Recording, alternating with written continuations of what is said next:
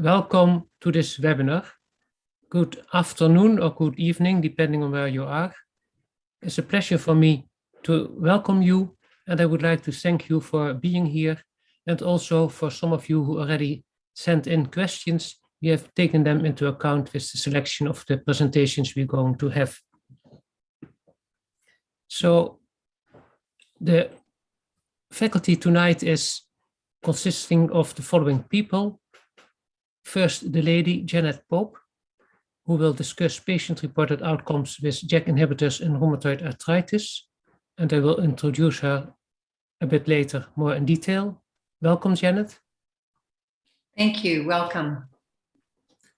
The other speaker is Peter Taylor from Oxford. He will discuss clinical outcomes of JAK inhibition in rheumatoid arthritis patients.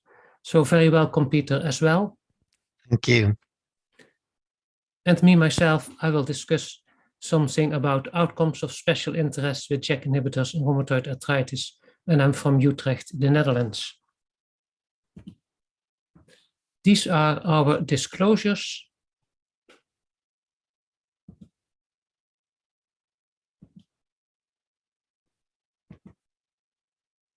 Next slide, please.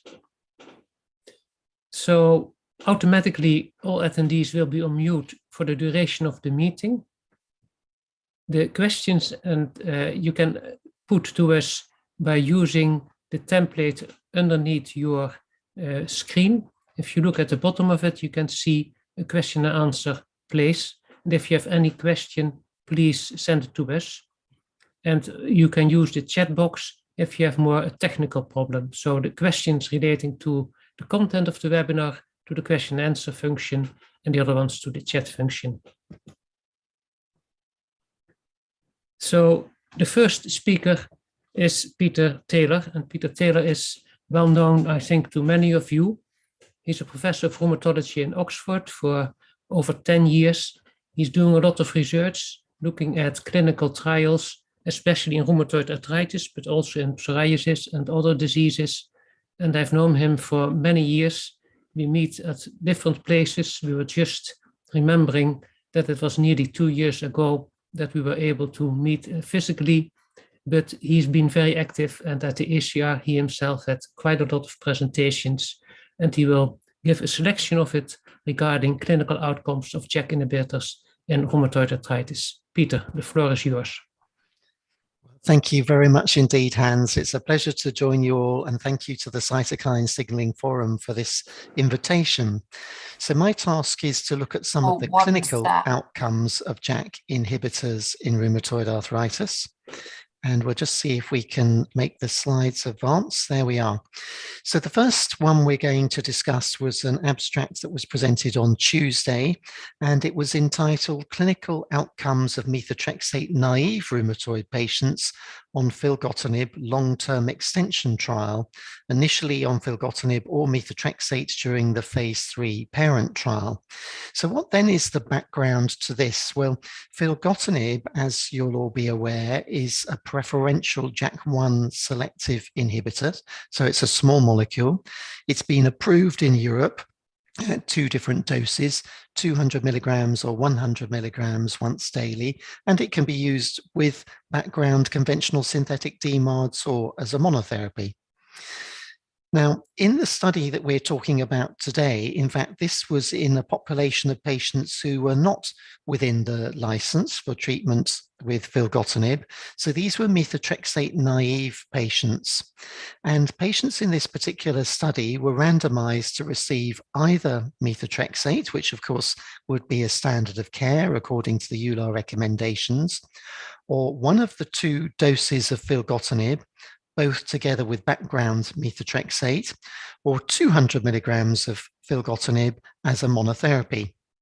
And that study extended over 1 year.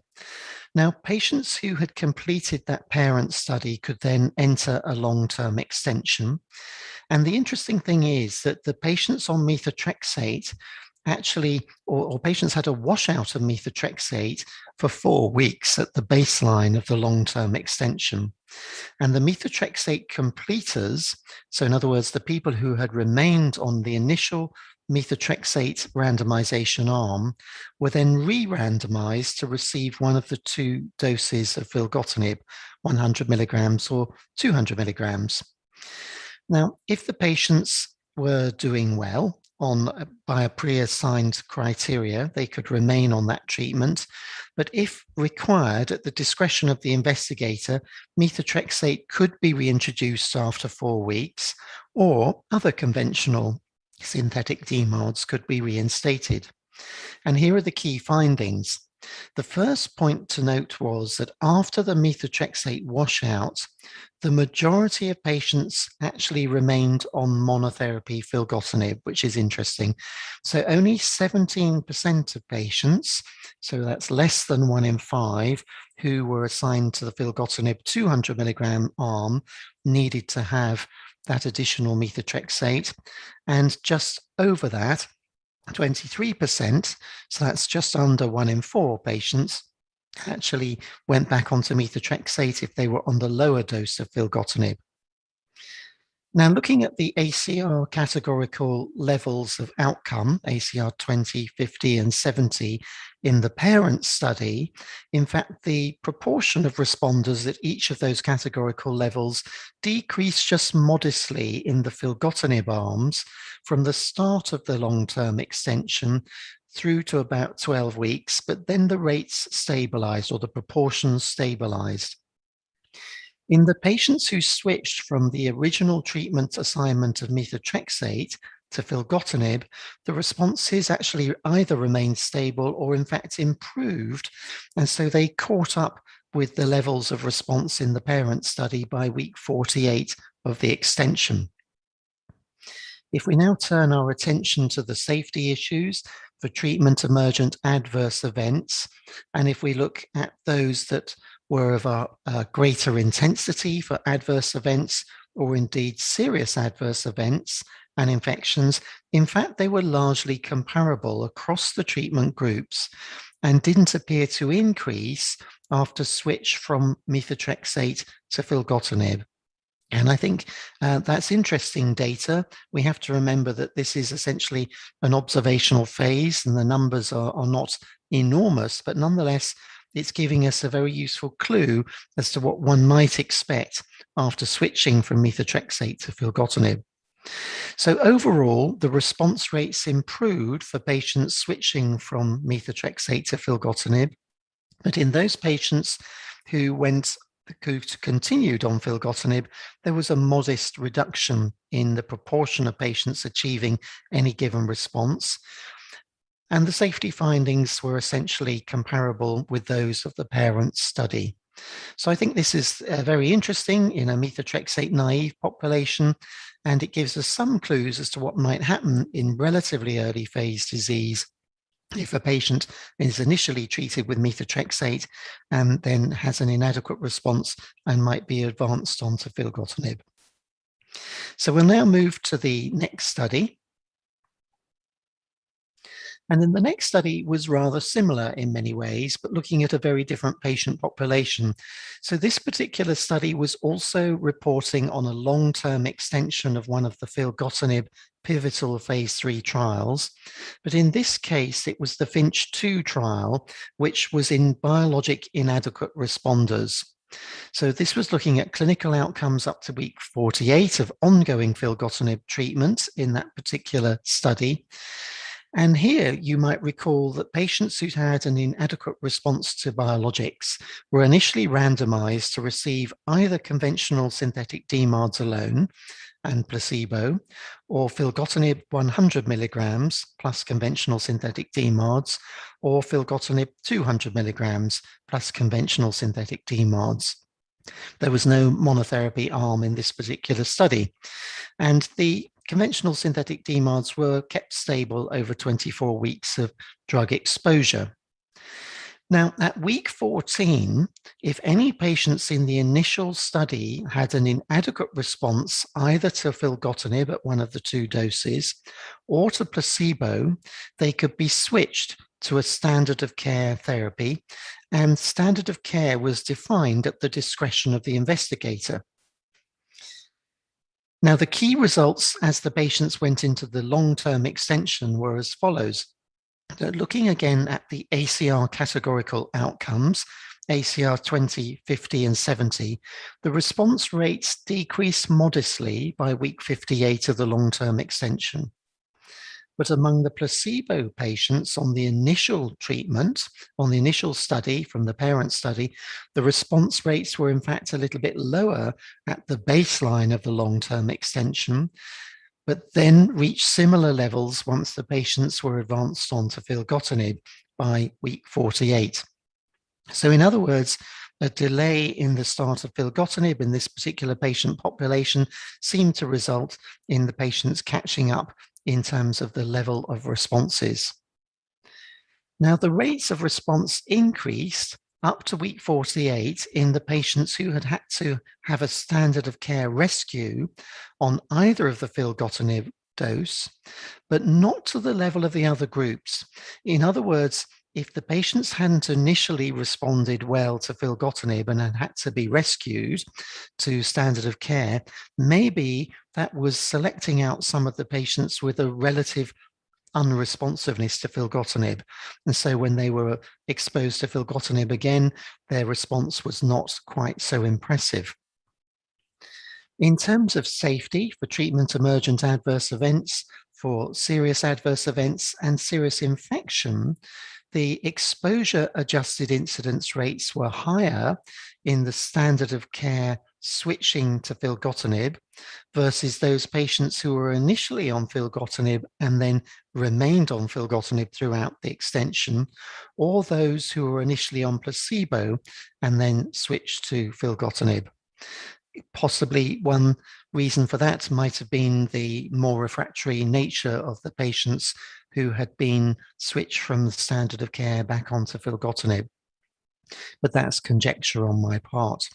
And so a key result here was that the efficacy was mostly maintained with filgotenib to week 48, and the safety again was largely consistent between the parent study and the long-term extension. So again, more interesting data emerging with respect to filgotenib, a preferential JAK1 inhibitor, which is given as a once-daily dose. So let's move on to another JAK inhibitor now, and this is BeerusNib. BeerusNib is also a once-daily dosing, and of course there is a 2 milligram once-daily dose and a 4 milligram once-daily dose. And this data is interesting because it comes from a registry that came from the Asia Pacific region, and it was looking at patients who received BeerusNib who in fact were either naive to advanced therapies, meaning biologic therapies or targeted synthetic therapies, or those who had had an inadequate response to another targeted synthetic therapy or to a biologic. Now, in this register, there were nearly 4,000 cases recruited between 2015 and 2020. So that's over a 5-year period. It's a large register. And 154 patients who met classification criteria for rheumatoid by the 2010 classification criteria were treated with BeerusNib for a period of over 15 months. And various metrics were obtained. These included the CDI, functional measures by HAQ-DI, measures of anti-CCP2, and various other parameters based on the prior treatment of these patients. Now, in fact, just over half the patients were naive to an advanced therapy, meaning that this would have been their first exposure to a targeted therapy, and just under half of the patients were receiving BeerusNib when they had already had an inadequate response to at least one advanced therapy. Now, if we focus on the patients who were naive to advanced therapies and therefore had been on conventional synthetic DMARDs alone, in fact, nearly 60% of those patients achieve low disease activity, and just under 23% achieve remission at 12 weeks. So that's quite an early time point. Now, this compared to a slightly smaller proportion, so just under 50%, about 47% achieve low disease activity and just under 15% achieve remission in the patients who'd had an inadequate response to an advanced therapy. And this reflects, I think, what we've seen in many other studies, that it tends to be the case that patients are more refractory in their responsiveness if they've already failed on one or more biologics. That's not always the case, but there is that tendency. Now, another interesting feature of this study was that there was a significant reduction in methotrexate dose in both groups of patients at 48 weeks. Now, I should emphasize here that this was an Asia-Pacific study, so the baseline methotrexate dose was very low. It was only about 10 milligrams once weekly, which would be low by Western European or North American standards, of course. But nonetheless, this would be standard, particularly for Japan and some parts of the Asian region. In terms of discontinuations, about 14% discontinued baricitinib because of herpes zoster, with a rate of 8.1 per 100 patient years. And again, remember, we know that the rates of zoster complications are higher in the Asian populations than they seem to be in Caucasians. And there were no thrombotic events, and I think that's very pleasing to hear. So these data in this particular patient population confirmed the efficacy and safety profile of baricitinib. And in fact, what I haven't gone into detail about, but I should highlight that in fact, more patients were on the 2 milligram dose once daily than was the case with the 4 milligram dose. And that was found to be effective in this particular population. So that's of interest. So let's move on now to another JAK inhibitor, and this is a relatively JAK1 selective JAK inhibitor, upadacitinib, which is also a once daily formulation. Now, this is the long-term efficacy and safety data from the Select Early trial. And the Select Early population was a population of patients with active rheumatoid who were DMARD naive. And therefore, of course, this is not a population who would be appropriate for the approved and licensed indication for upadacitinib. But nonetheless, it's very interesting to look at the data.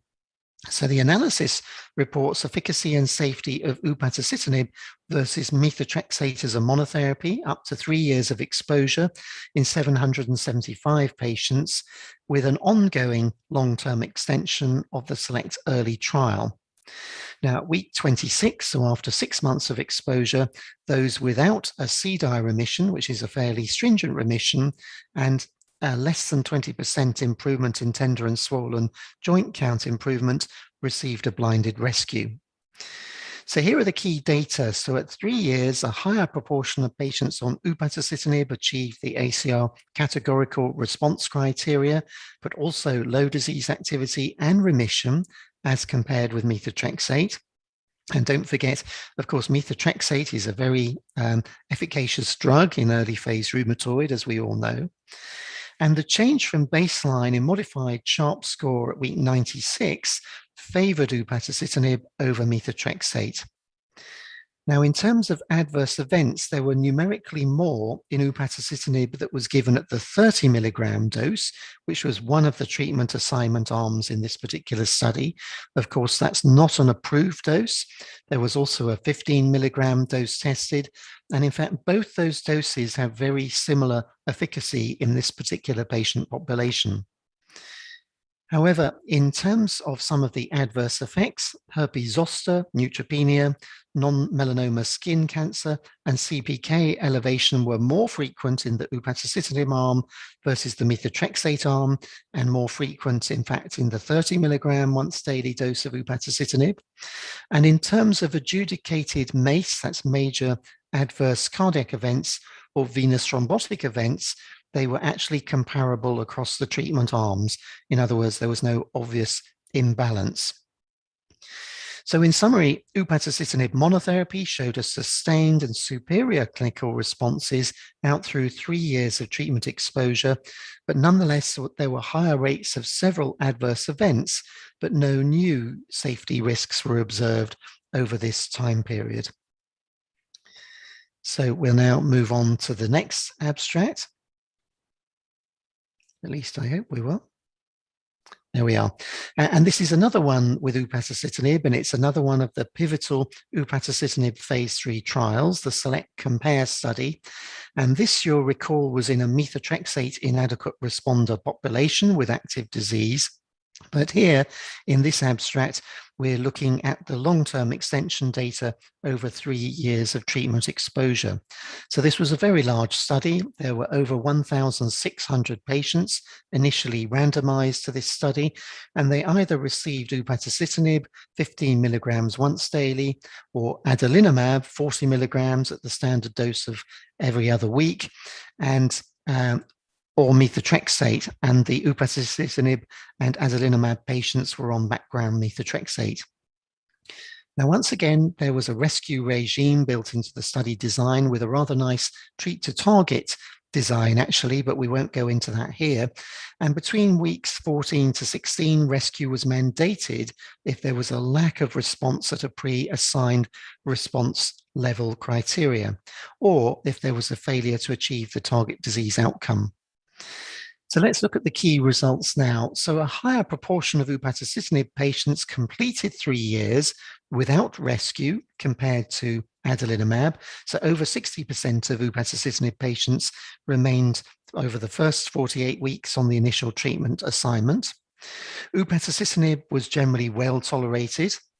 Adverse events of special interest, in fact, were generally very comparable between upadacitinib and adalimumab, but herpes zoster, lymphopenia, hepatic disorders, which was mostly reflected in transaminitis, and CPK elevations were reported at higher rates with the JAK inhibitor than was the case with the TNF inhibitor. And consistent with earlier time points, a greater proportion of patients on upadacitinib achieve low disease activity and remission at 3 years, based on the stringent measure of CDAI, as well as on the less stringent measures by DAS28-CRP of 3.2 or 2.6 for low disease activity or remission, respectively, as compared to adalimumab. So in summary, the higher levels of clinical response continued to be observed with upadacitinib versus adalimumab through 3 years of treatment exposure, and the safety profile once again was consistent. Now, what we've been focusing on so far with the last 2 abstracts, of course, was major phase 3 clinical trial data. But what we're now going to look at is some real world data. And don't forget that when we're thinking about the so-called evidence base, that we need to think about real world data as well as clinical trial data. Real world data tends to be less granular, and sometimes it's a little more noisy, but the numbers of patients that can be recruited eventually can be much larger. And this allows an assessment and an estimate of rare adverse events, as well as benefits, of course, but it also allows us to look at the type of patients that more closely match our daily practice, because there would be many exclusion criteria in phase 3 clinical trials. So this is data from our friends in Germany. They're very good at collecting clinical trial data, and they looked at the use of upadacitinib in a real world clinical practice. They called it the Upward study, which is rather a nice acronym with the upadacitinib hidden there at the beginning. And it's an ongoing prospective post-marketing study to investigate the effectiveness and safety of upadacitinib as a monotherapy or in combination with methotrexate in German clinical practice. So they reported on 276 patients with 6-month data. And in fact, just over a quarter achieved a CDAI remission, and just under 3/4 achieved a CDAI low disease activity. And again, to emphasize that the CDAI metrics are rather more stringent than the DAS28-CRP metrics. The percentage achieving any definition of low disease activity or remission at 6 months was in fact similar between patients treated with upadacitinib monotherapy or with upadacitinib in combination with concomitant methotrexate. And so this is in fact reflecting what we saw in the phase 3 clinical trial program very closely. Disease activity and patient-reported outcomes improved within the first 6 months. The majority of that improvement was over the first 3 months, but it then peak slightly more over time. This is also important in setting expectations for our patients on an individual patient basis. JAK inhibitors as a class work quickly, but nonetheless, some patients take longer to respond and to get optimal responses than others. So setting appropriate and realistic expectations is important. And here in this real world evidence, the safety profile was once again consistent with that seen in the phase 3 trials with no new safety signals. So these interim results for 3 years of treatment or over 6 months of exposure suggest that upadacitinib, either as monotherapy or in combination, is associated with favorable profiles in a real world setting. And now to the final abstract selection in my section here, and this is for baricitinib, and it's based on the clinical trial program for baricitinib and the final analysis of long-term exposure going out to 9.3 years.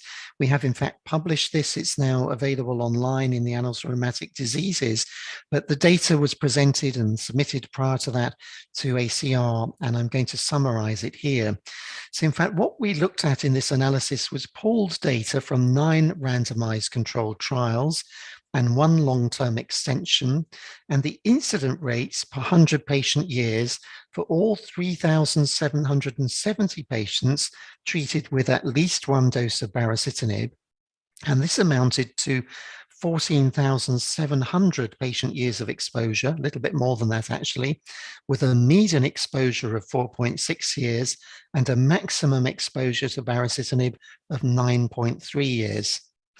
And we assessed adverse events of interest over time in 48-month slices and intervals. So let's just summarize the key results. So overall, the exposure adjusted incident rates per 100 patient years of exposure for any treatment emergent adverse event or any serious adverse event, including death, were 22.6 for any treatment emergent adverse event and 7.4 for serious adverse events. The overall incident rates per 100 patient years were 2.58 for serious infections, 0.35 for deep vein thrombosis, 0.26 for pulmonary embolus, and combining those for VTE, so in other words, deep vein thrombosis or PE, it was 0.49, and for major adverse cardiovascular events, it was 0.51. For malignancy, it was 0.92, and in fact, the incident rates remained stable over 9 years of exposure, which I think is very good news for us as prescribing physicians. The SIR for malignancies, that's the standardized incidence ratio, excluding non-melanoma skin cancer, based on the SEER-17 standards database, was 1.007, and that's very similar to the general United States population. So in terms of rates of safety events of special interest, including deaths, malignancies, MACE and DVT-PE, these were stable through exposures up to 9.3 years, and in fact, generally very similar between the 2 milligram and 4 milligram groups. So I'd like to thank you all for allowing me to present this and hand back to Hans to moderate discussion. Well, thank you very much, Professor Taylor. That was a very enlightening talk. I see already 2 questions being asked for the question and answer session. So perhaps for those of you who entered the webinar a bit late, there are 2 possibilities at the bottom of your slide where you see a bar with different options. There's one about chats and one about question and answers. And we would like you to put your questions in the question and answers section Q&A, because the chat is only meant for technical problems and that will be dealt with other people. So the first question is by Ariel Maceto, and it deals with the BARI study, and I think it's the Asian BARI study that you mentioned. Are there any data about the BARI response in the targeted synthetic DMARD exposed group? So a detail about, because those groups were put together, the biological and targeted synthetic. And yes. I think the question is, can you diverse? Yes, thank you, Ariel. It's an important question. So there are some patients who had prior exposure to tofacitinib. Of course, at the time that many of these registers have been collected, upadacitinib and filgotenib hadn't yet been approved. And in fact, in that region, they also have pefacitinib, which is another drug that's not currently available in Europe or North America. But the answer is that yes, there are patients who appear to respond to baricitinib after an inadequate response to tofacitinib. And we've seen in other studies actually that there are patients with the other way around. So it would seem that roughly 3/4 of patients who don't respond to their first targeted synthetic therapy might be expected to get a clinically meaningful response by swapping to a second. But at the moment, the data is relatively limited to baricitinib and tofacitinib, and we'll watch the space with interest as we get more data for upadacitinib, filgotenib, and others. And I could just briefly add to that. So Ariel, thanks for asking that. Certainly the jackpot study gave us a hint, as Professor Taylor was saying, of it seemed like you had the same durability of response if you went JAK to JAK than JAK to another mechanism of action. But there's different lines of therapy, different countries in jackpot trial with different access. So, but it didn't look worse going JAK to JAK, but if you stop for an adverse event, you were more likely to get an adverse event on the next one. The other thing is, in Australia, 40% of JAK prescriptions they presented at the ACR, not 40% of all prescriptions, but 40% of JAK prescriptions for RA are JAK to JAK. Sometimes JAK to JAK to JAK. So I think the OPAL database over the next year or two will give us more data on whether benefit is really attenuated doing this strategy or not. Thank you for this addition, Janet. So there's a question from Naveen Mohammed Abbas, and the question is, it can be noticed in most of the trials that the response is more or less a delayed one after 48 weeks. Is that the same for the adverse events? So do they decrease after that time? Well, thank you very much. I think this is an important question. So I'd just like to perhaps add some clarifications and try and address the question as you put it.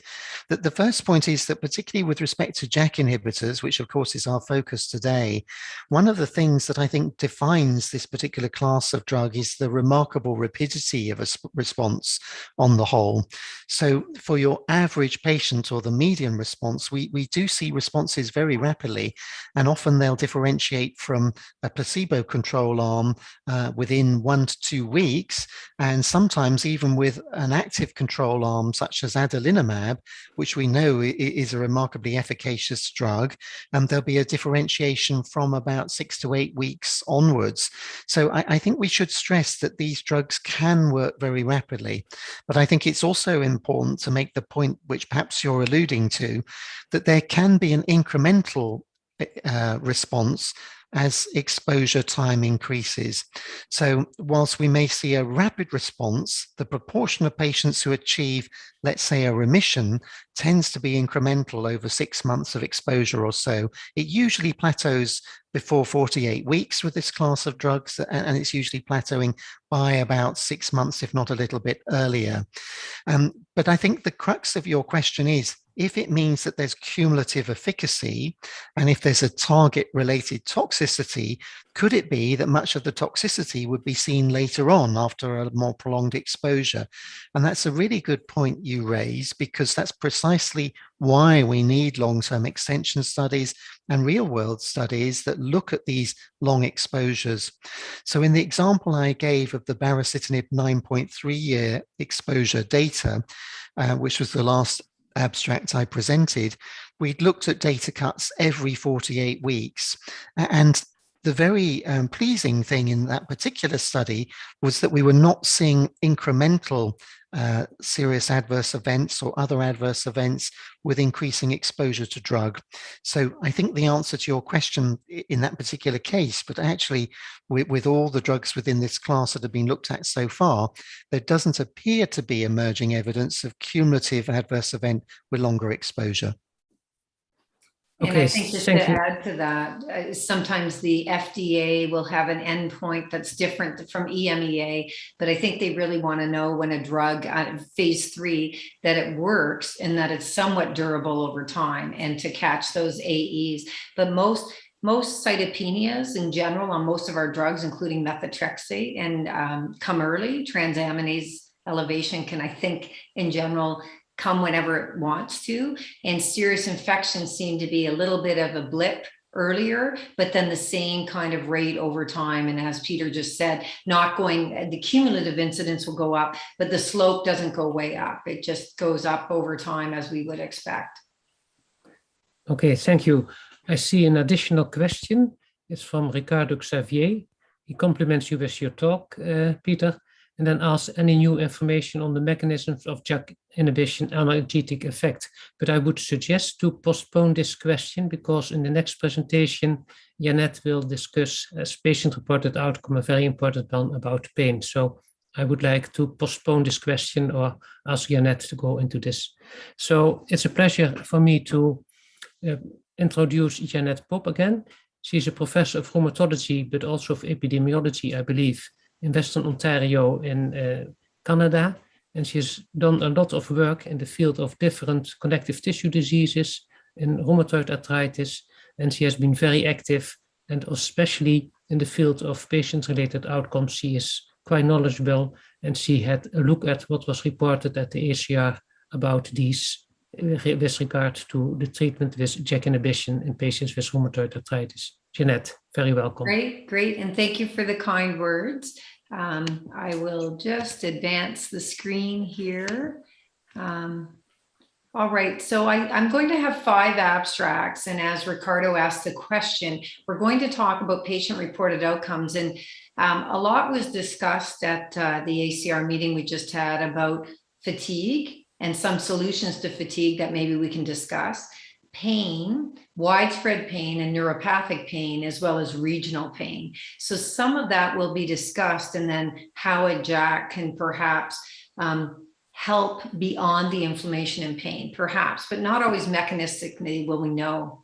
So the first abstract was really looking at persistent pain in RA, and that it is a challenge and it is a burden for patients. And so the idea here was they wanted to look at what we would call neuropathic pain. So that could be regional burning pain and different from acute inflammation and different from damage, probably. And so this was under a prospective study. It was called Pain Control, and it was non-interventional. They were following several practices across Germany. And they looked at 24 weeks in 3 groups. So the reference group, who would have not really neuropathic pain and not really persistent pain. Then they looked at non-responders. So you were being treated and what was happening to you. And that was just natural treatment that was being followed. Or the group G3, which is the persistent pain that they thought was more neuropathic pain. And so no surprise that at 24 weeks cross-sectionally and moving forward on these patients, they found that neuropathic pain positive subjects were similar in the persistent pain group and also in the non-responder group. In fact, it made up, by their definitions, a quarter of the patients in both non-responders and a quarter in the persistent pain group. Then when they followed them longer, so from the second half of the year, weeks 24 to 48, the patients in G3, which is the persistent pain, so above a certain level that didn't go down over time in the first 24 weeks, they did find, the good news is that the patient acceptable symptom state, or RAID pass, did increase from very little. It was only 8.3% in the first half of the year. It persisted to and increased to 23.5%. And we want the patients to have a patient acceptable symptom state. So either the patients were getting used to their pain and or we were getting incremental improvement on whatever treatment they were on. And that I'm not sure we can tell from the presentation what exactly was happening at the individual level. They also found that the DOS CRP went down from 3.4 to 2.9. So it went down from 3.4 in group 3 and to 2.9 in group 2. So you went from high disease activity to a moderate or lower disease activity, which is fortunate for the patients. And then during this period, the proportion of patients in G3, that's a persistent pain, they did worse if they had moderate or severe depressive symptoms. Now, that's not diagnosing depression. That would be a depressive symptoms on a questionnaire. So in general, the worse you felt, the more likely your pain was bad as well, which is something that really has face validity when we see our patients.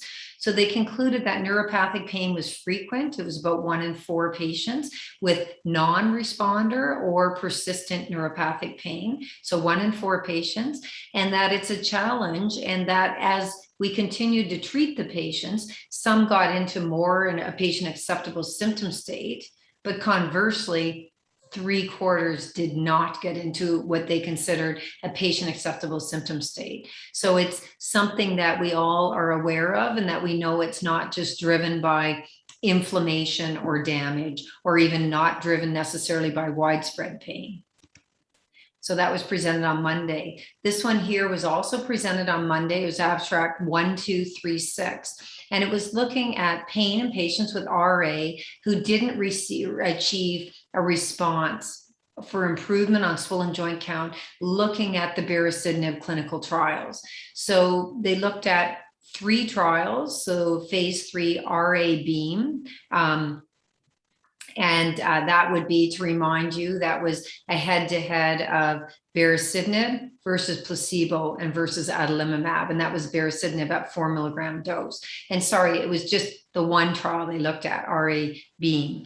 And so they wanted to compare patients with BeerusNib added to methotrexate inadequate responders versus comparing to adalimumab plus methotrexate. And they wanted to look at those who achieved greater than or equal to 50% improvement in swollen joint count. So 50% improved versus those who didn't get that achievement. So you could still be 30% improved on swollen joints, but you would in this study be considered a non-responder. So when they looked at the deep dive of the data, and they looked at, especially at the early time point of week 12, they found that patients who did not have a 50% improvement in swollen joint count, given BeerusNib, had a more improvement in pain than adalimumab. So we would call these non-responders, or more likely many of them would be partial responders. So BeerusNib versus adalimumab in this group, BeerusNib had a deeper response in pain in these non-responders. And then it was consistent. This finding was consistent over the time points, but in the group that achieved 50% or more swollen joint count, pain seemed to be the response equal in the 2 groups of berry plus methotrexate, 4 milligrams of berry, or adalimumab plus methotrexate. So in other words, the non-responders had more pain improvement on berry than adalimumab, whereas the responders by swollen joint count greater than or equal to 50%, the 2 groups were equal.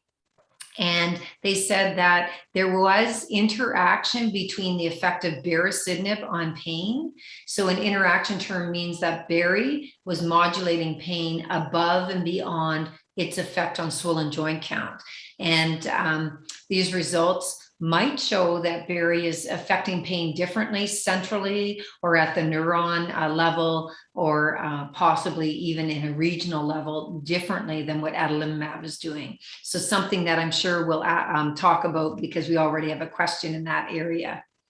Now this is looking, again, these are looking at patient global assessment. So I think we're all aware that physician global assessment is strongly related to swollen joint counts, and other features of disease activity, such as inflammatory markers, whereas we all know the patient global assessment is strongly correlated with pain. And this is looking at the patient global assessment of disease activity and quality of life as measured by the SF-36. And it's looking at now 3 BeerusNib trials. So they were trying to combine the data to really get a large N here. So it was RA Beam that I just told you about, RA Begin, which is early RA, methotrexate naive given methotrexate or BeerusNib, or RA Beacon, which is TNF-IR patients. And so what they were looking at here was the effect of patient-reported outcomes and how they were related to or less related to patient global assessment and SF-36. And not surprisingly, as every study has shown in rheumatoid arthritis, pain was strongly correlated with the patient global assessment. However, FACIT-F, which is the fatigue score, it's a comprehensive fatigue score, was moderately correlated with patient global assessment, but also with the PCS, which is the physical component score, and the MCS, which is the mental component score on SF-36. So pain, patient global, strongly related, but fatigue was related moderately with the patient global and with your function report on both your physical and your mental scores from SF-36. Then looking at HAQ was moderately to strongly correlated with the patient global and the physical component score. And again, this has been shown in many studies that HAQ is not so related at all to the mental component score, but is related to the PCS, physical component score of SS36, and obviously related to other patient parameters. So then what they did was they combined some of these results and did a logistic regression. So in the regression, the question was, what is driving most of the data between one PRO and another? And so they found again that significant factors would be pain with patient global, but also pain was related to the HAQ-DI, the SF-36 of the physical component. Interestingly, not as much the mental component, but that fatigue again was especially related to the mental component score. And that's something that we would probably agree to in clinical practice for the most part. And then the results were similar if the patient was a patient who responded well, so in remission, or was a low disease activity, so a good response but not in remission, or even non-responders. So in other words, these things are strongly related: pain and patient global, fatigue and your mental and component function, and your self-reported function with PCS. They're related whether you're in the group that doesn't respond, very few patients, or the group that goes to low disease activity, the majority of patients, or the group that went into remission, which is also a chunk of patients, but not as many as the LDA, of course. And I think it's important because how the patient feels will drive the patient-reported outcome scores, and we have to act when we're treating to a target, and we have to say, is this valid, or is it related to their chronic pain that might be residual? So it's something, again, that no surprise, but that it's something we can talk about. Now, these are Canadian data from the Ontario Breast Practice Research Initiative. This was just presented on Monday, abstract 12333.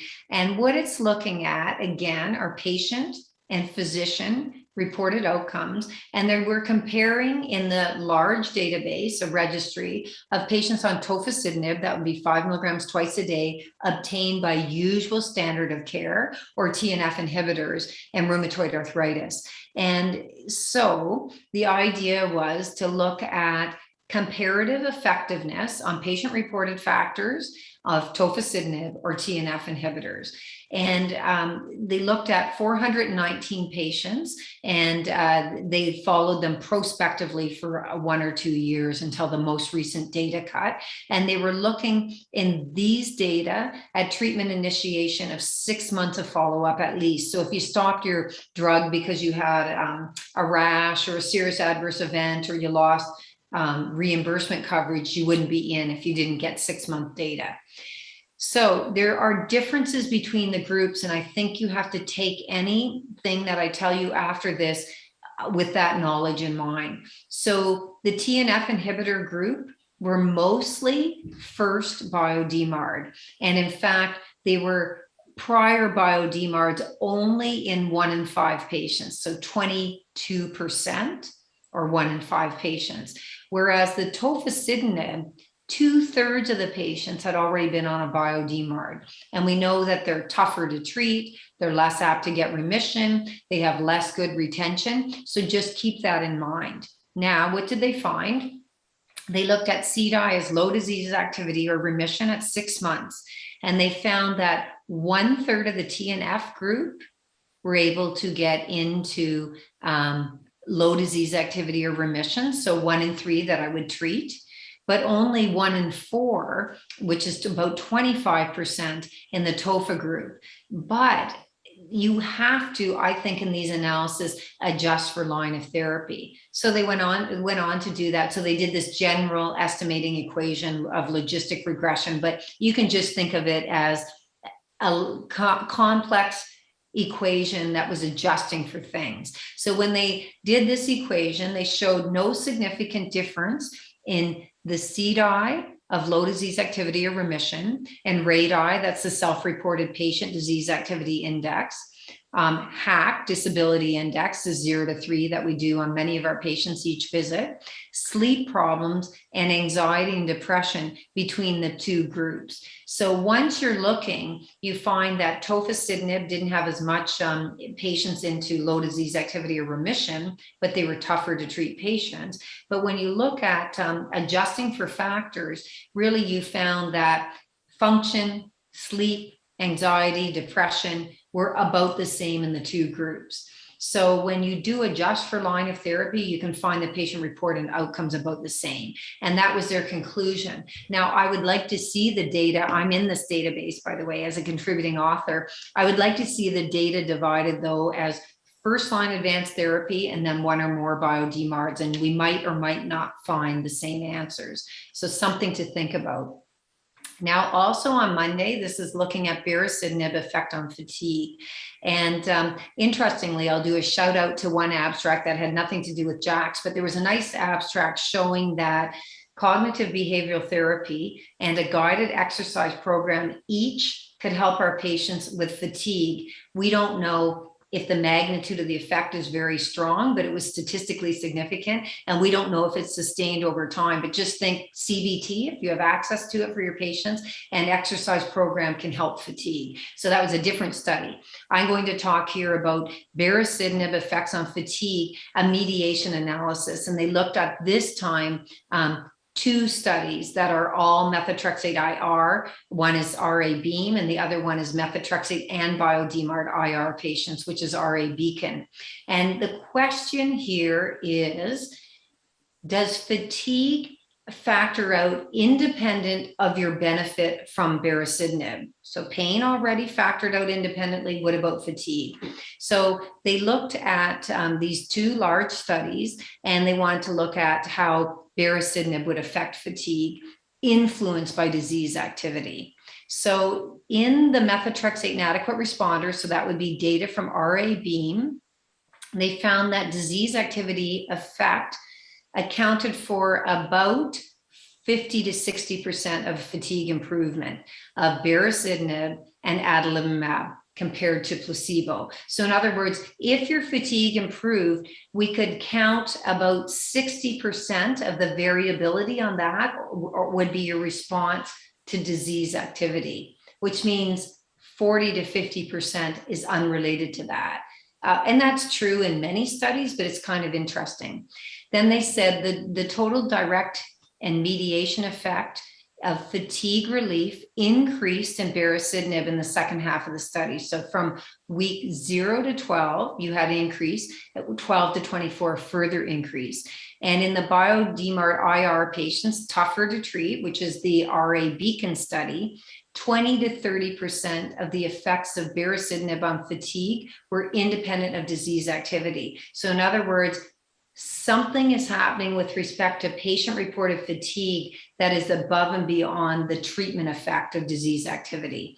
And so what they said, concluded here, is that both in methotrexate IR for the 2 drugs, adalimumab and BeerusNib, and in RA Beacon, which is only active versus placebo of BeerusNib, that fatigue can improve above and beyond the effect on disease activity, which I think is interesting, and we probably need other studies to show us that.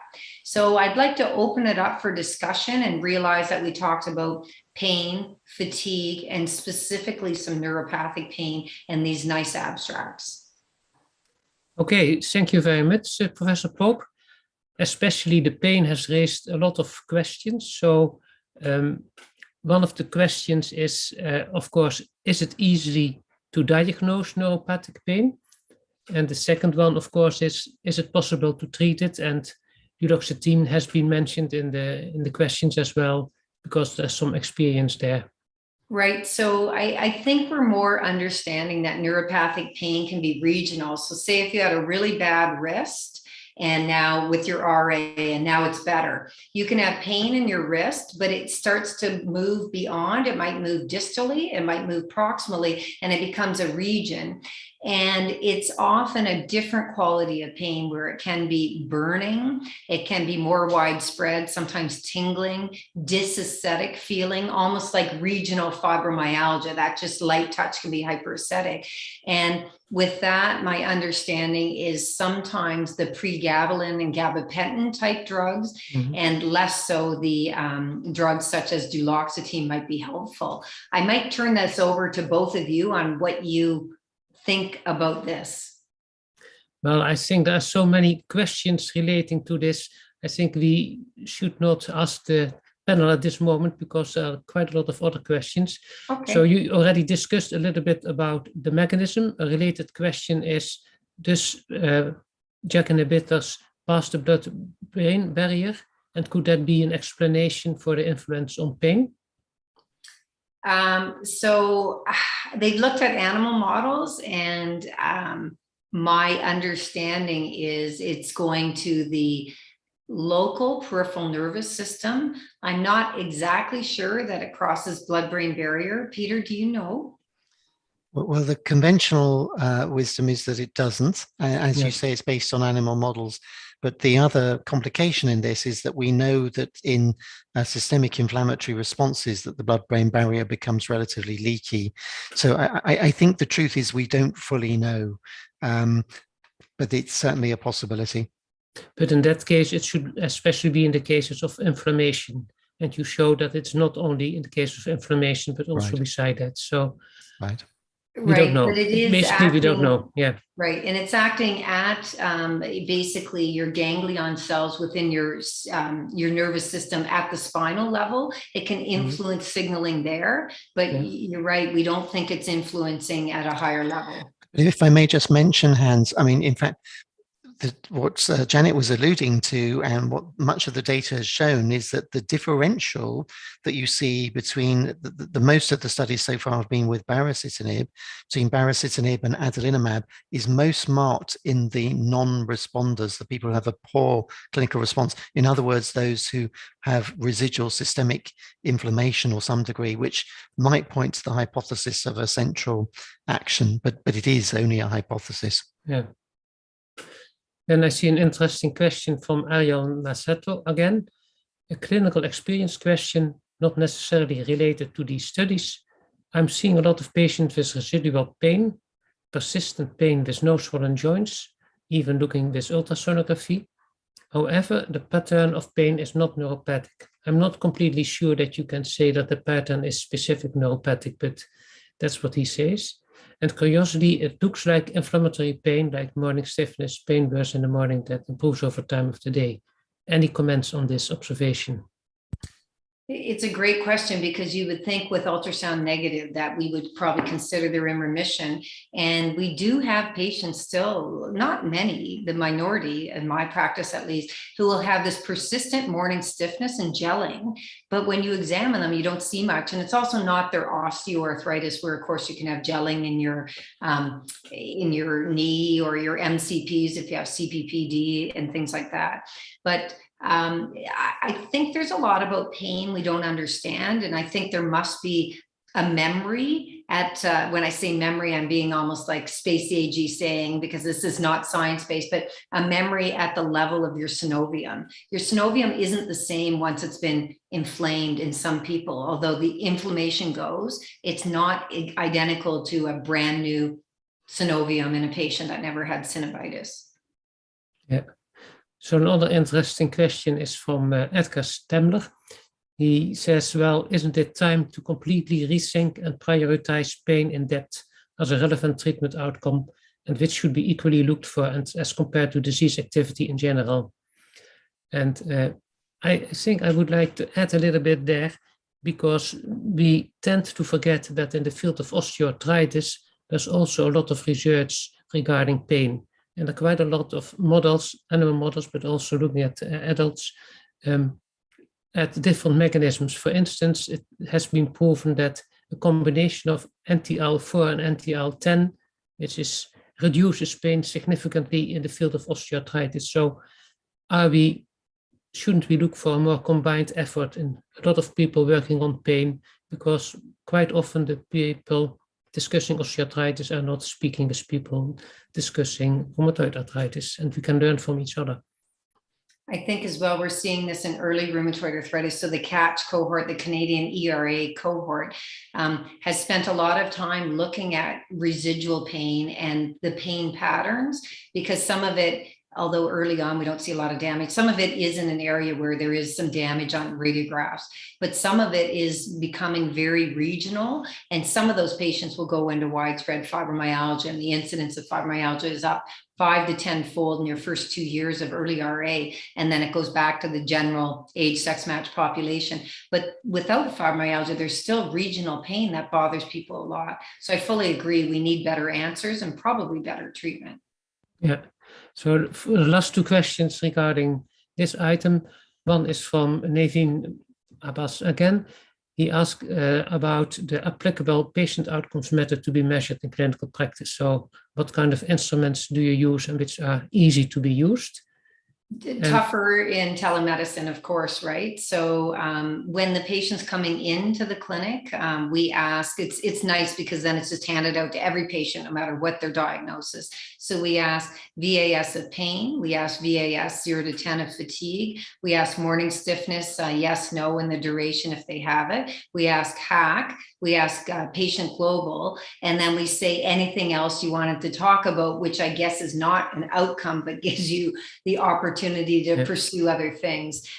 So we don't ask directly on every patient about depression. I mean, if clinically they seem down, we ask about it, but we ask about sleep and sleep problems as well. So we have a nice database of thousands of patient visits, but it's a rich database, but often we see the problem and don't have the solution. We talk about sleep hygiene, we talk about pacing with fatigue, but we don't really have a solution to their problems. But perhaps it will be possible for you, Janet, to put in the chat a reference so that people can have a look at it. Absolutely. And the last question I would like to discuss now is fatigue and IL-6, because some people believe overexpression of IL-6 is related to fatigue, and the question is whether anti-IL-6 treatment should reduce pain more than other treatments. So it's interesting because there's two ways to answer it. One is that IL-6, we think of our IL-6 inhibitors, and they were in monotherapy in methotrexate inadequate responders. Both our IL-6 drugs were superior to adalimumab. And it's interesting because in combination therapy are our phase 3 trials with JAK, and they are also superior to adalimumab. And is that a bit of an oral IL-6 effect, or is it beyond? Either way, I wonder if a drug has a little bit of a positive benefit on joint counts and patients as well as physician global. If you're just going to get, then that pain travels along with it, even though that doesn't fully explain it. And there's been models of IL-6 inhibition trying to help pain, that non-inflammatory type traditional pain, where I don't think they've been successful. It was animal models. There's also models of IL-6 inhibition trying to help clinical depression that have some interesting results that are somewhat positive as an add-on to standard of care. So I don't know, but I think it warrants more research for sure. Thank you. I think we have now to stop this phase of the discussion and move to the last presentation, which will be given by myself. I would like to discuss with you outcomes of special interest with JAK inhibitors in rheumatoid arthritis. So you will be aware that there has been some studies, additional studies with tofacitinib due to the discussion with the FDA, where they asked for additional data because they were worried about cardiovascular events, especially in malignancy. So there are some reports from this big study, The first one deals with the risk of venous thromboembolic events in patients with rheumatoid arthritis, and there were two items that were relevant. The patient should be older than 50 years, and they should have at least one cardiovascular risk factor. So these studies were enriched with these kind of people. And then they did perform a phase 3b/4 randomized safety study of tofacitinib versus TNF-alpha inhibitors. So the background was, of course, the observation in the oral surveillance that the risk of MACE and malignancies could be increased.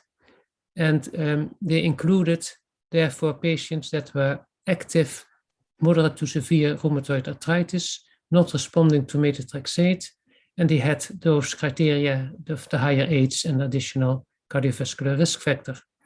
And this peculiar poster deals with the risk of venous thromboembolic events, and including DVTs and pulmonary embolism.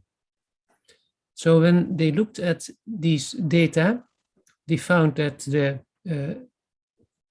incidence rates for VTA, DVT, and PE were below 1.0 across the different groups, but the probability was higher with tofacitinib 10 versus 5 milligram BID, and for both dosages of tofacitinib versus TNF-alpha inhibiting.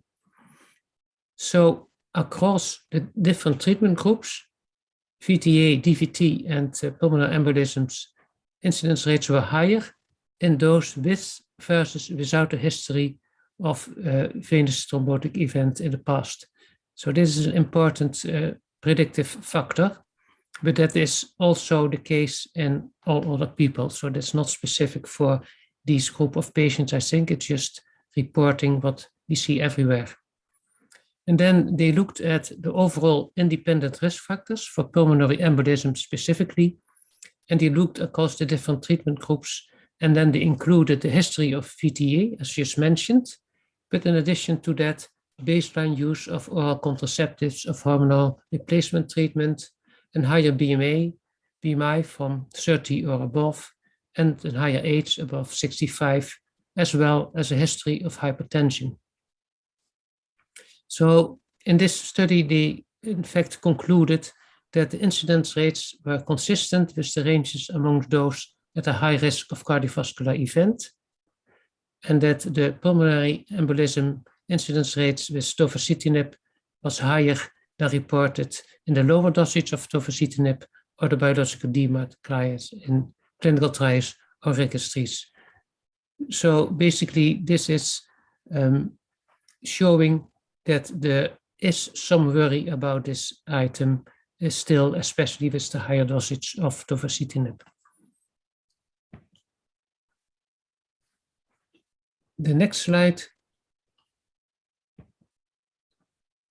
Yes, so this is with the same study, and this is the title of the presentation on Tuesday was the risk of cardiovascular outcomes in patients treated with tofacitinib, looking at the first results from, and that's the official name of the study, safety of tofacitinib in routine care patients with rheumatoid arthritis, or the nice acronym STAR-RA study. Again, the background was that the indication from the oral surveillance studies about the increased risk of cardiovascular outcomes. And this study looked at the risk of cardiovascular outcomes with tofacitinib compared with TNF-alpha inhibition in rheumatoid arthritis. And they made use of the claimed database used in the United States, and they created two cohorts. One cohort that was a duplicate of the present randomized controlled trials, and they were restrictive and specific in an exclusion criteria, so that's a selected group, as we all know when you are putting patients in randomized controlled trials, and another group they created from a broader real-world evidence representing routine care. But we have to realize that in the different database used, they have also criteria who will be in that database. And when we looked at the three different databases, they used Optum with 28,000 patients. They used MarketScan with 34,000 patients, and Medicare with nearly 40,000 patients. And in this group, respectively 13, 15, and 10% initiated tofacitinib. And I think it's relevant to realize that the Medicare patients are the elderly patients by definition. So you see a lower use there in the use of tofacitinib. And that's also an item that is interesting to realize the item. So 10 to 31%, so especially in the elderly group of the Medicare, 31% had a history of cardiovascular disease, and the pooled hazard ratio was 1.01 for cardiovascular outcomes when you compared tofacitinib with TNF-alpha inhibition. So basically, when you look at the results from the RCT duplicated cohort, they were in line with reports from the oral surveillance. The pooled hazard ratio of 1.24 versus 1.33. So this was to be expected more or less, but it was different in the real world experience. So if you look at the real world experience, that's the conclusion of the authors, that this multi-database, large population-based studies did not find evidence for an increased risk of cardiovascular outcomes with tofacitinib in comparison with TNF-alpha inhibition. So the next one, also dealing with the same study, looking at safety and efficacy of tofacitinib versus TNF-alpha inhibition in RA patients aged 50 years or older with one or more cardiovascular risk. Oral surveillance was mandated by the US FDA to assess the relative risk of tofacitinib versus TNF-alpha inhibition based on the observed increase in lipids and malignancies in RA patients following the use of tofacitinib. And this specific analysis of the same study, as you understand, was looking at MACE and malignancy risk in moderate to severe RA in those enriched population as discussed. So looking at the incidence, for MACE and malignancies, the primary assessments were not met for tofacitinib doses combined versus TNF-alpha inhibition. So that is in some way good news. But if you looked at the incidence rates for the major adverse events, cardiovascular and malignancies, they were numerically higher for tofacitinib versus TNF-alpha inhibition. And then they occurred most often in patients that were aged 65 or higher or had ever smoked. And again, this is not specific, I think, for patients with RMDs, with rheumatic diseases, with rheumatoid arthritis. This is happening in all populations of people higher age, and smoking are related to major adverse events in the cardiovascular area and malignancy. But when they looked at the adverse events of special interest, the incidence rates were numerically higher with tofacitinib versus TNF-alpha inhibition, though efficacy was similar across treatment arms. And then they measured the number needed to harm. And for tofacitinib 5 or 10 milligram BID versus TNF-alpha inhibition, they were higher for tofacitinib for the MACE, 567 versus 319, and exactly the same for malignancy, 275. So basically the conclusion is that I think we know quite well that patients most at risk were the elderly people and those who had a history of ever smoking. The next presentation deals with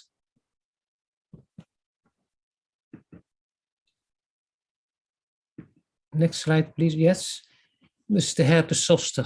So that's also an important item that we have learned from, I think, the nearly 10 years that we have now experienced with the JAK inhibitors, that herpes zoster is an item that we see much more than we saw in the past. And this abstract on Tuesday deals with the safety of JAK inhibition in patients with rheumatoid arthritis who develop reactivation of herpes zoster after receiving a JAK inhibitor. So the background here is that they looked at a group of patients, over 400, who were receiving JAK inhibition at a tertiary referral center. and they were retrospectively reviewed. So this is not a prospective study, but a retrospective study. And they looked at the data from patients who developed herpes zoster reactivation and looked at the clinical outcomes evaluated for those who continued or resumed JAK inhibition after the reactivation of the herpes. So of the 470 patients, 8% developed reactivation during the treatment, and the median duration of this was after about 1 year. So people were treated for about 1 year before the reactivation became apparent. So it's interesting to know that nearly 3/4 of the patients continued the JAK inhibition during the reactivation of the herpes zoster, and only 15% temporarily discontinued and then resumed JAK inhibition after herpes zoster. So, and only 15%, in fact, even less, 13%, actually completely stopped the treatment due to the herpes zoster. And when they looked at what happened in the patients, all of them had typically skin lesions, and about 9% of them had acute complications. And acute complications were encephalitis or ocular problems due to infection of the nerves ophthalmicus. So it's important to realize that the majority of patients did not experience significant complications or a recurrence or reactivation of the herpes zoster. And probably we can say that JAK inhibition after reactivation of the herpes zoster may be in generally safe and well tolerated.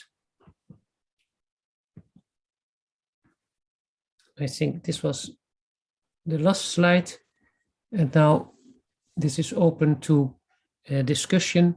And I see some questions coming here. What about the recommendation of giving the patients the vaccine for herpes zoster before JAK inhibition? So there are different answers to that, depending on what kind of problems you have seen. For the presentation I gave you of those 470 patients, that you had only a limited number of patients that got this problem, and of those about 10%, and of those 10%, only 10%, so about 1% really got into problem. So the question is, what is the balance? And I see Janet nodding, so perhaps you will give the answer. Sure. So I think follow your country guidelines. Obviously, if you have the inactivated herpes zoster vaccination, it's far superior to the live attenuated one. And we've had the inactivated one in Canada for many years now. I think we got it like early, which is unusual in Canada. And so the country guidelines, or if you don't have guidelines, Center for Disease Control, often immune suppressed patients, who are the bulk of our patients on most of our drugs, it would be recommended age 50 or older. And for the general population, is something like age 55 or older. So I think have that discussion. I'm not going to routinely vaccinate, though, a 32-year-old about to start a JAK, unless if she has had, or he have had multiple shingles before, because I don't think the vaccine will attenuate over time. I don't think it's cost effective. So if you have had multiple shingles before, don't you have some resistance against Well, you would think so, but you don't mount a good enough response, and that's why you keep recurring. But some of those patients, I'd say, are more likely to have lupus or be strongly immune suppressed, like ANCA-vasculitis. So they're not getting a JAK anyway. But some of them, if it's been bad enough, severe enough, might need chronic antiviral suppression. But I'm not thinking that. I'm usually sending them to ID to help me think what to do. What is your advice from the UK, Peter? Well, very similar. I think one of the things we have to bear in mind is that the prevalence or the incidence of zoster is very variable according to geography and ethnicity. Yeah. So it's much less severe in Caucasians than it is in some of the Asian populations. So that is a point to bear in mind. I don't routinely vaccinate all patients, but I would advise it for those over 65 years of age. Unfortunately, we don't have Shingrix, so we have to use Zostavax. And I think the key message there is that if you're in a situation where you need to use Zostavax, either delay initiation of the JAK inhibitor, or if there's a doubt about whether the patient has had chickenpox before, check the antibody titers, because there have been cases reported of disseminated zoster with a live attenuated vaccine. So just be cautious. It's unusual, but treat it with care.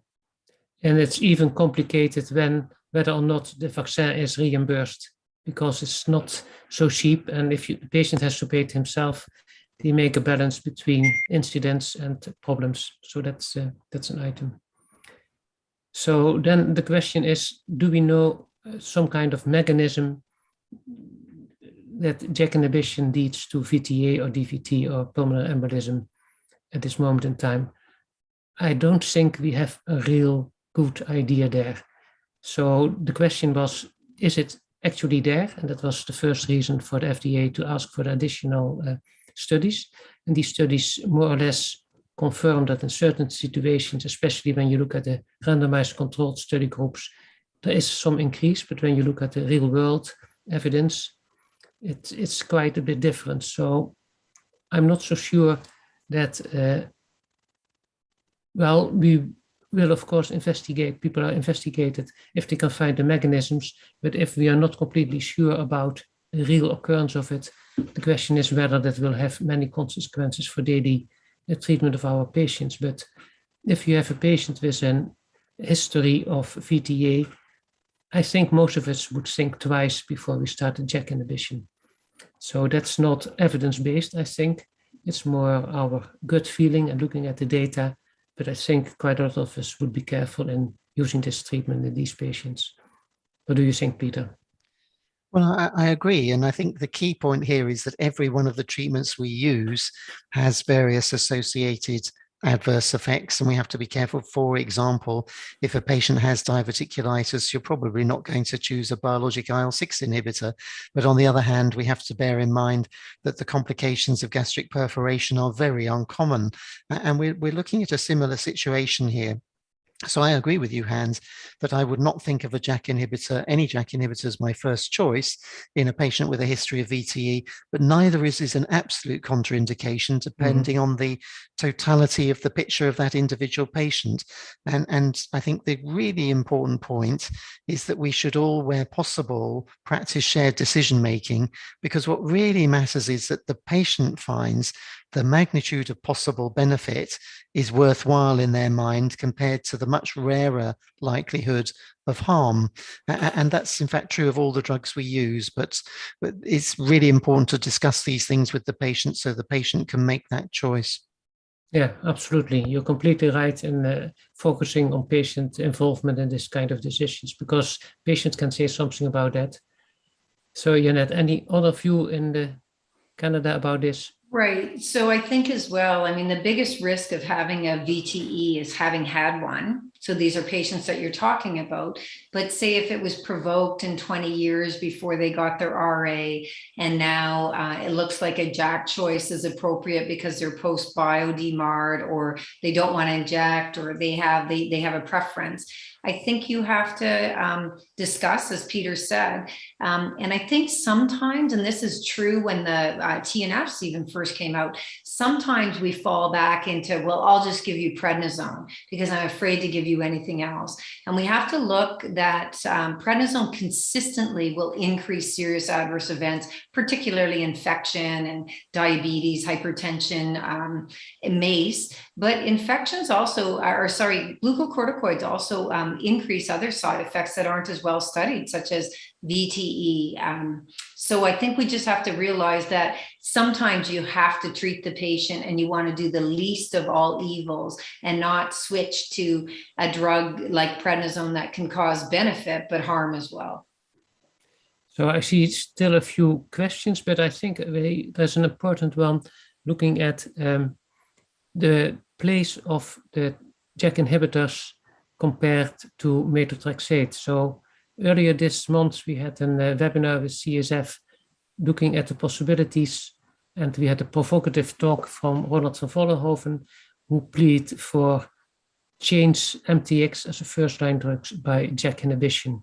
Is that a possibility And if we're looking at the data, we're looking at the data you showed us also with the resuming methotrexate when you, after you have stopped it, things like that. So, Peter, what do you think? Is there a place in the future for JAK inhibition as first-line drug instead of methotrexate, for instance? Well, I think there's a very strong evidence base for all the JAK inhibitors we've seen to show that they're highly efficacious in this population. And the safety overall, I think, is favorable.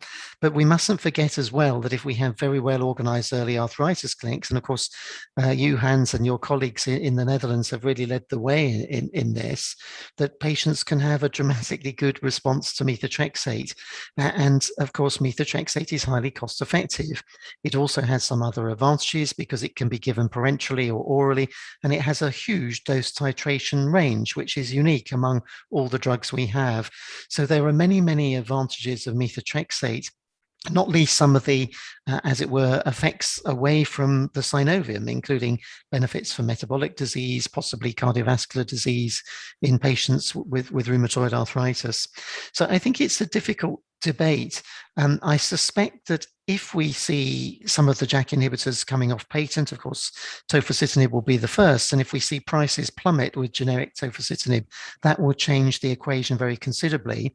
So my view at the moment would be that there may be some patients with poorer prognostic factors where there could be a justification for commencing a JAK inhibitor rather than methotrexate. But I think for the majority of patients I see in the clinic, I would still choose methotrexate as the first intervention for all the reasons we've said. But of course, we do have to manage the tolerability issues. Absolutely. Janet, you agree with this? I do agree, because I think you can get a pretty good idea by 3 months on methotrexate if you have optimal dosing. If a patient has no response, that'd be highly unlikely, or extremely poor tolerability, not so unlikely, up to 1 in 6 early, 1 in 3 over time. Or if they, already have secondary loss of effect or a very low, weak response, I think the writing's on the wall to move on, which is often an addition to methotrexate. But if methotrexate isn't tolerated, then I think we think of some classes of drugs more so, like JAK inhibitors after methotrexate, or IL-6s, even more than TNFs. But any drug, whether it's approved with or without methotrexate, is often used after DMARDs, whether it's mono or combination therapy. But first line, it's just not at this point in time cost effective, and the incremental benefit might not be needed by all, right? As we said earlier, you've shown that at least 1 in 3 patients in methotrexate poor prognosis trials gets into remission. You could say, well, 2 out of 3 don't, but 1 out of 3 for an inexpensive drug isn't too bad. Another general question is, at this moment, we now have nearly 10 years experience, as shown in the nice follow-up studies. And we have experience with at least 2 of the JAK inhibitors for a long time, and 3 and 4 other ones are getting some real amount of data as well. Is there a real difference? And I think, Peter, if you are a clinician, are there certain aspects, certain characteristics of a patient that you should take into account by making a choice, if you have them all available? Well, the first point I would make is that I very much welcome the fact that we have 4 agents in class where I practice, because they are pharmacologically very distinct. So some of them have 1 dose, some have 2 doses, some are hepatically cleared, some renally cleared, some metabolically cleared. They have different drug-drug interactions. So just from a pharmacological point of view alone, there are some distinctions.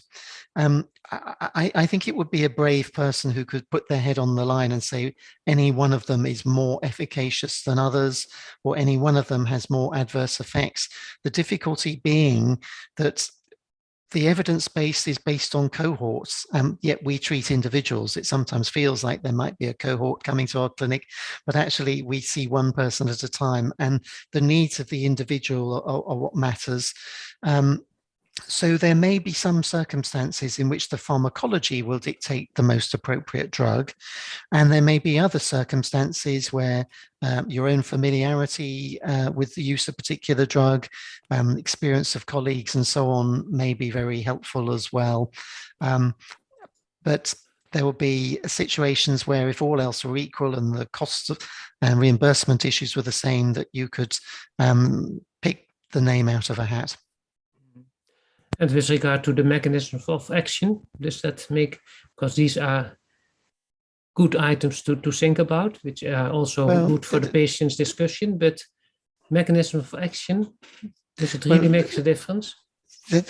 Just as they were, my comment that they're pharmacologically distinct in terms of their PK properties, they are also very distinct in terms of their cellular and molecular mechanism properties. And yet we mustn't forget that they're all multi-cytokine inhibitors.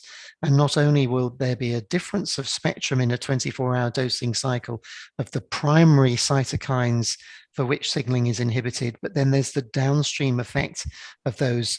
And so one of the overall effects is that actually the efficacy looks broadly very similar between them. There is some particularly efficacious data with respect to some outcomes with particular JAK inhibitors, and there is some data around infectious complications that is tending to look favorable for others. So, for example, filgotenib seems to have rather lower zoster rates. Again, it's difficult to interpret because of the degree of vaccination within the populations recruited, the geographical regions they come from, but it may be genuinely related to differences in interferon signaling and IL-15 signaling, for example, a natural killer cell function. But the trouble is whether this applies to an individual patient, or we can only make judgments based on the cohort. Yeah. So it probably will take some time before we can make use of this kind of information for the individual patient. So for groups of patients, we have some ideas, but for the individual patient, it's very difficult to do so. Then there was an interesting remark still there from Peter Wurtsen. I think it was related to your talk, Peter, about is the American population the best comparator for the long-term BeerusNib safety data, or should it mainly be regarded as a reference point? That's also a political question, I think. Well, I think it's a very good question, and I would say it probably should be regarded as a reference point. Ideally, of course, you need to compare like with like. We must remember that all the phase 3 studies have been globally recruited, and that's a good thing. We also have some phase 3 studies that have been in particular geographies. For example, the Chinese like to run their own studies, and then the most appropriate thing would be to compare with a Chinese reference group. We know that incidences of some complications, for example, MACE, VTE, and cancers vary according to ethnicity, diet, and population. But we also, all of us, live in a much more multicultural world than was the case a generation or two ago. So when you're looking at phase 3 clinical trial data, it's a relatively limited population of a few thousand.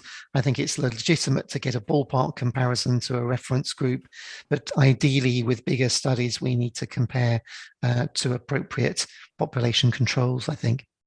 Okay, thank you very much. I think we have come to an end of this webinar. I would like to thank all the people who are attending for being here. Quite a lot of people asked questions, and they were very welcome, and I hope that the answers were adequate for you. I hope you enjoyed the webinar. There will be sent to you a short evaluation form, and we would really appreciate it if you could fill it in and give us your feedback. As usual, the live streamed version of this webinar will now be available to view on our YouTube channel. And there are also now ACR 2021 Daily Highlights podcast available. And Leonard Calabrese and Grace Wright will take you through the most relevant presentation from each day of the Congress. And soon there will be interviews with the authors of key papers from ACR 2021. So I think we had a very nice session. We learned a lot about an update of the clinical data. And there were, of course, some items regarding the well-known baricitinib and tofacitinib, but of course there was a lot of new information on filgotenib and upadacitinib. And I think it's important to get these data, and we already discussed some of the items that are specific for one or two of them, or which are more general. And I think the feeling is that quite a lot of what we learned today is similar for the different inhibitors that we use at the moment. But the future will show us what will be the relevant differences to be used for the individual patient. Then with regard to the PROMs, the patient-related outcomes, we heard a lot about pain and fatigue. And this is a really interesting area. And the conclusion is, but I'm afraid that's already the conclusion for quite some years, that we need to do more about pain. We need to know more about fatigue in the field of research, in the field of practical implications, because many of our patients have difficulties in this area, and we have to help them in this way as well. And we learned a bit about additional studies that were stimulated by the FDA regarding the incidence of major adverse events in the cardiovascular area and the DVTs and the malignancies. And we have learned the state of the art at this moment there.